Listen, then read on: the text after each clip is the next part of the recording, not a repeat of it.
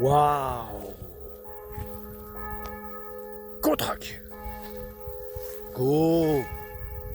Subtago! Godesark! Subgorak! Contrac! Contrac! Contrac! Salut à tous! Comme dit dans le short similaire à cette vidéo, associé à cette vidéo,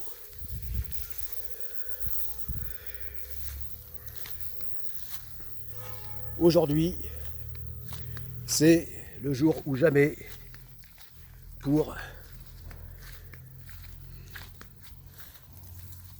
libérer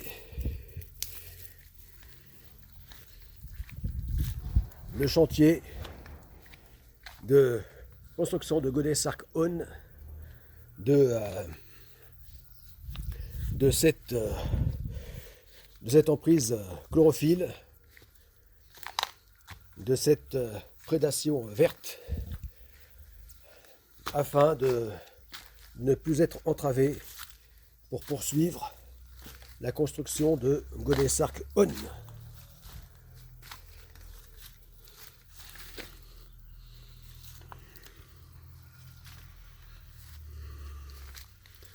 Voilà. Où là, à plus de 20 cm de pouces par jour, ces bambous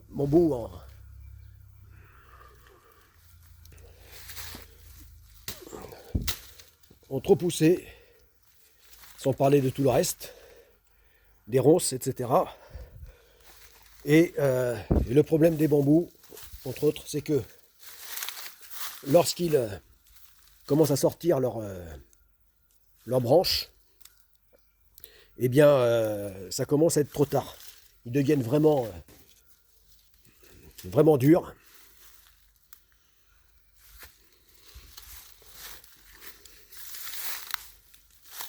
À abattre, et surtout au niveau de la base. Voilà, puisqu'il laisse des souches extrêmement dures.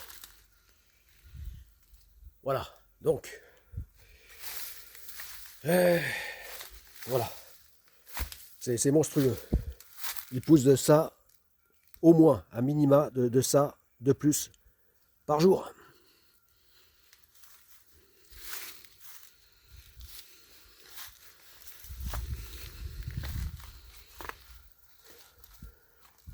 Ah.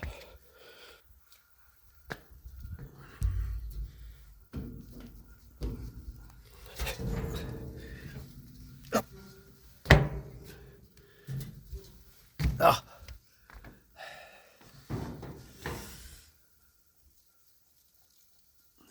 Ouais,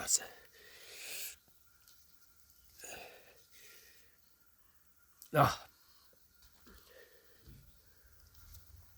Là, tout commence à être envahi, même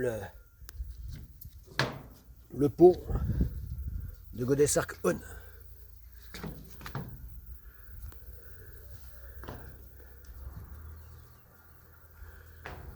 Voilà, donc là, il n'y a plus seulement ces deux bambous qu'on poussait déjà depuis longtemps, mais curieusement qui sont restés petits. Mais là, il y a donc des bambous qui vont devenir beaucoup plus grands et même beaucoup plus larges, massifs, qui ont commencé à pousser de partout.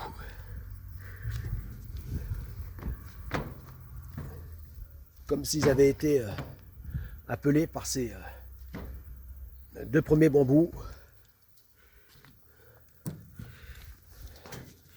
Là.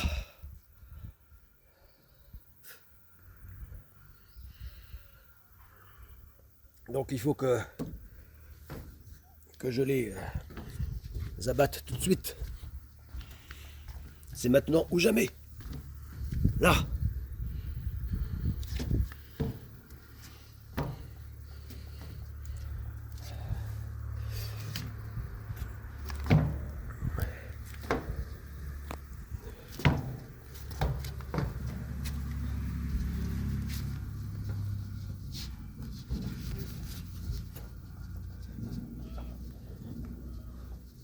Là, je fais attention à descendre parce que c'est vraiment trop casse-gueule.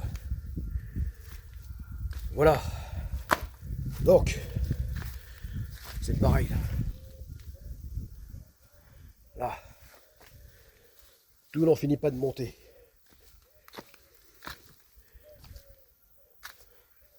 Quelles que soient les plantes, irrésistiblement, elles sont appelées vers à toujours prendre plus de hauteur. Voilà, que ce soit le lierre,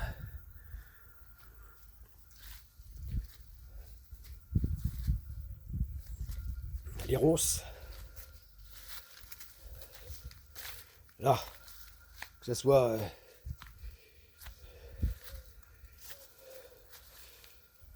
là,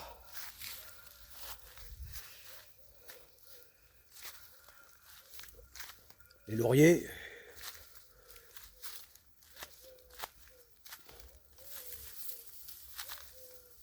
et tant d'autres plantes parasites qui ne connaissent pas de limite.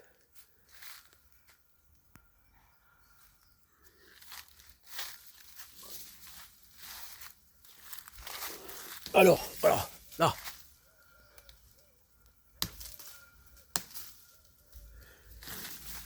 Là. Là.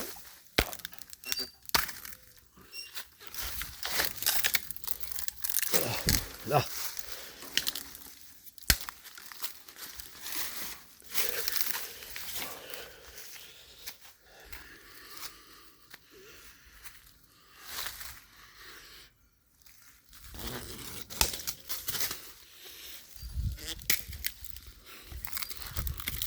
Là.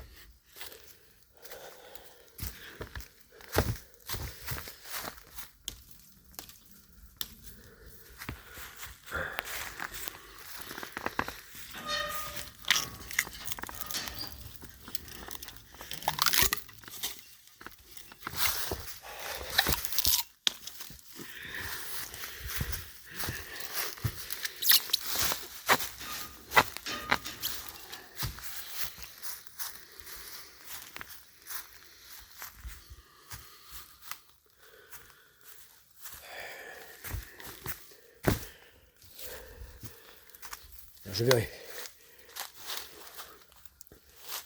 oxyre ces deux premiers bambous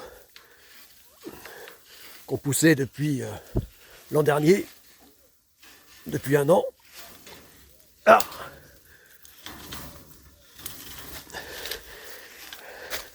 Par contre, ils sont costauds là, beaucoup plus fins que les nouvelles pousses qui vont devenir beaucoup plus grands et massifs. Et pourtant, quand ils sont anciens, ceux-là sont matures, malgré leur petite taille. Eh bien, ils sont extrêmement durs. Là, voilà.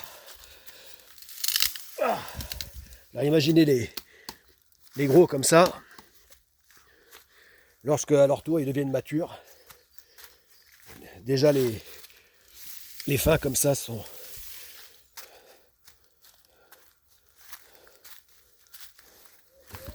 deviennent très durs une fois matures. Là. Là.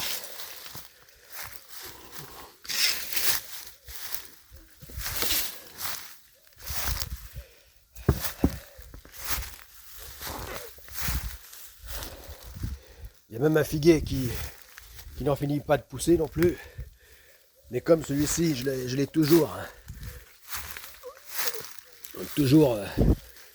élagué pour qu'il sinon ça fait longtemps qu'il aurait occupé tout le chantier. Donc que je l'ai toujours élagué, eh bien il n'a jamais fait de figues. Peut-être que c'est bien de là. Là.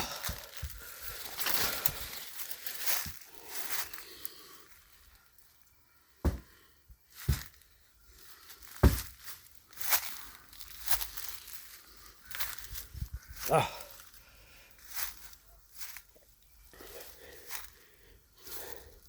Et les ronces, quand ils sont fins là, comme les jeunes pousses de ronces là, qui sont passées sur le pont, eh bien, quand ils sont fins, ils accrochent comme du velcro.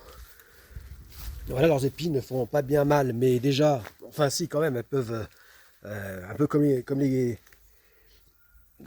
légères griffures de chat. Déjà, ça accroche la peau et ça peut inflammer. Et en tout cas, ça accroche comme du velcro. Et quand c'est des pousses plus matures, comme ici, que l'épaisseur des tiges commence à devenir des branches et même voir des troncs, eh bien les épines deviennent aussi dures que celles des acacias, qui est un arbre, qui est un autre fléau, notamment pour les bûcherons, le fléau des bûcherons, l'acacia. Voilà. Tant, surtout en sous-bois, il envahit les forêts, de constituer donc une redoutable forêt impénétrable et d'épines redoutables.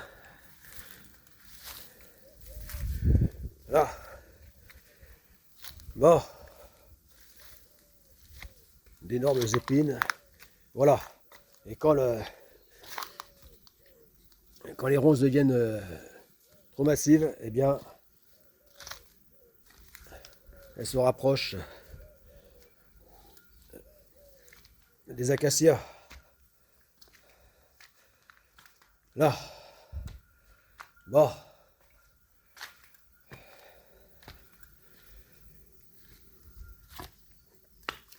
Bon, il va falloir que... Mais là, c'est pas fini, là. Ce n'est qu'un dégrossissage apparent. Là. Voilà, celui-ci, il est monté à jusqu'à 6 mètres presque déjà. Là. Là. Là.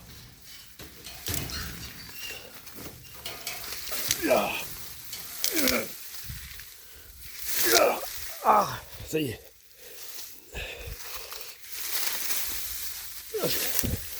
Là.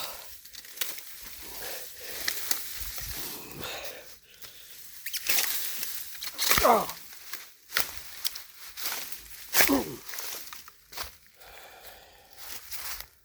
Ah. Voilà. Alors évitez d'attendre qu'il pousse tant déjà dès ce stade. Voilà. C'est le moment optimum. Ah. Ouah. Là. Là.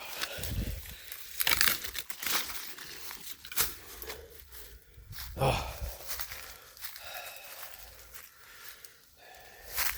Voilà, il faut que je puisse circuler, que l'on puisse circuler librement autour. Là, ça c'est les ronces, ça. Et en plus, les moustiques qui s'y mettent. Voilà.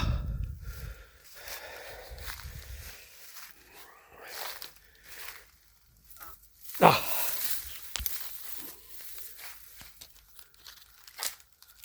Ah. Ah. Là, ils sont grands, commencent à être grands, mais encore juvéniles parce que ils se cassent facilement comme ça là. Ah. Non.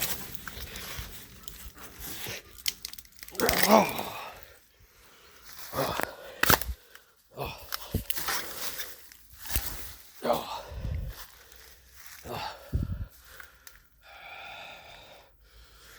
Là.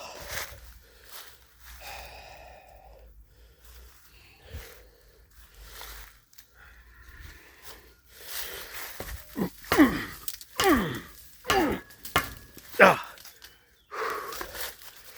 Ah.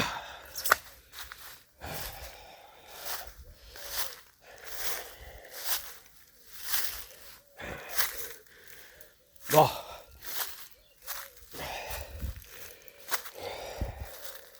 Ça, c'était au début printemps, là. J'avais commencé à dégrossir. Voilà, parce qu'il faut absolument dégager tout ça, il faut que ça soit à plus d'1 mètre de distance, 1,50 m de distance de l'infrastructure du chantier, du portique. Voilà, donc voilà, c'est pour ça que j'avais commencé à descendre ces bambous. Bon, mais c'est pas tout. Donc non seulement il faut que je les abatte, mais que je les enlève pour nettoyer le chantier, libérer de l'espace et que je les amène je ne sais où. Voilà. Où ils finiront leur existence en séchant, en devenant du bois ou de la fibre morte. Pas du bois, c'est du bambou, mais de la fibre morte. Voilà. Là.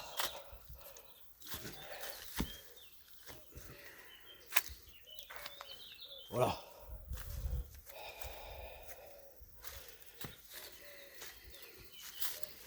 Là. Là.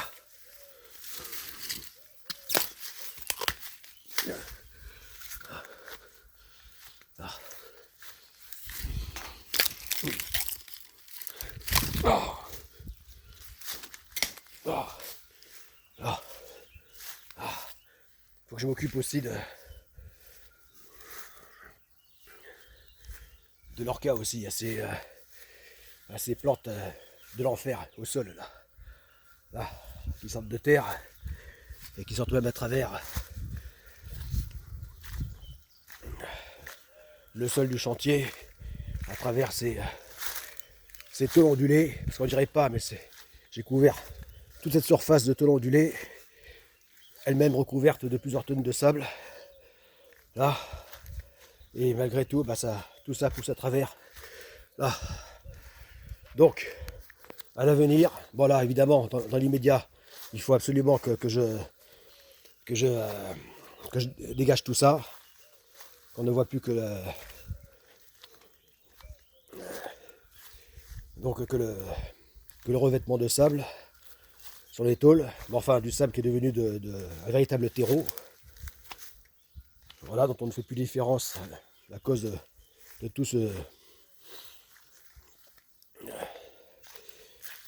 cet écosystème. On ne fait plus la différence avec de la terre fertile. Voilà, donc il faut que je débroussaille tout ça. Voilà, mais par la suite, à l'avenir, je pense que ça va être le seul moyen que je vais trouver pour... ça va être de recouvrir le sol, en tout cas toute la partie là, qui est sous la coque, même jusqu'ici, le recouvrir d'un revêtement en ferro-ciment, en béton armé, quoi. Voilà, au moins là, je pense que je serai tranquille pour un bout de temps. Voilà, que j'aurais pu perdre mon temps et mon énergie. Et surtout chaque printemps, été, à dégager tout ça. Voilà. Voilà, je vais utiliser la technique du ferro-ciment. Voilà, c'est-à-dire le béton armé, mais adapté à la construction navale. Voilà, parce que de nombreux navires ont été construits en ferro-ciment. Voilà, en béton armé, donc en ferro-ciment, c'est-à-dire de grands navires, et même jusqu'au plus petit navire, c'est-à-dire jusqu'à la taille de celui-ci.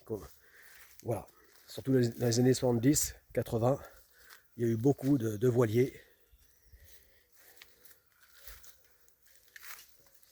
Et même de très bons voiliers qui ont été construits, pas seulement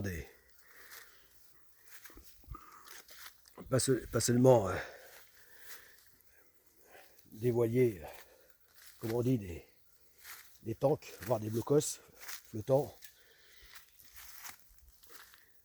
mais de très bons voiliers en termes de qualité nautique sous voile. Voilà. Voilà, donc Il y a des voiliers, beaucoup de voiliers qui ont été construits en ferrociment de 10 à 20 mètres, voire plus, et voilà, et même jusqu'à un peu moins de 10 mètres, voilà, jusqu'à 8-9 mètres. Mais bon,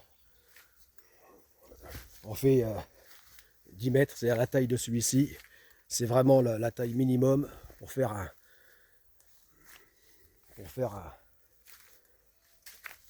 voilier aux qualités nautiques correctes. Voilà, parce que descendre plus bas en taille, ça finit par avoir des voiliers beaucoup trop lourds qui donc entravent leur qualité nautique. Voilà, bon. Voilà. Le ferrociment étant en construction navale le matériau le plus lourd qui soit, évidemment, à part les constructions en bois massif, c'est-à-dire à l'ancienne. Voilà.